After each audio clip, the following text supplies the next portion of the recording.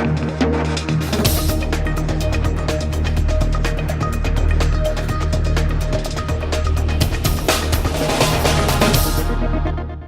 jo crec que divendres a Sant Pardo tenim el Campionat Europeu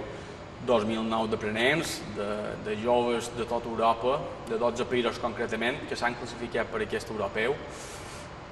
que és una fita única dins el món del trot. Hem de recordar que el món del trot, sobretot a Europa, els països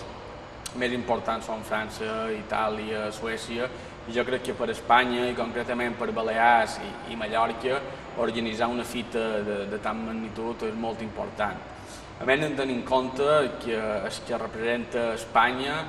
és un manacorí, és un mallorquí,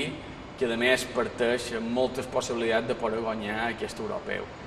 Creiem que seria tot un èxit per organitzar amb èxit aquest europeu i que a més que un conductor mallorquí pugui guanyar divendres i parlant de Sant Pardo el Campionat Europeu d'aprenents. Clar, és difícil perquè jo crec que el llistó està molt alt, com he dit abans, hi ha països molt importants que també competiran en aquest europeu, però crec que nosaltres ho podem aconseguir. Crec que ho podem aconseguir perquè el trot mallorquí i el trot balear cada vegada té un nivell més alt. Hem de recordar que l'any passat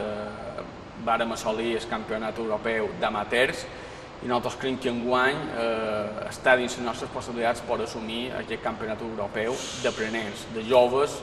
que són els autèntics amants i que seran els que seguiran la tradició del món del trot. Jo des d'aquí vull encoratjar i vull demanar a tots els mallorquins i les mallorquines que divendres, a partir de les 9 del vespre, venguin a si poden de Sant Pardo per poder viure entre nosaltres aquesta gran jornada europea del món del trot, perquè és una jornada de molt de nivell, on se podran veure 4 proves en cavalls d'aquí i esperem i donarem des d'aquí suport al nostre mallorquí perquè pugui ser el pròxim campió d'Europa.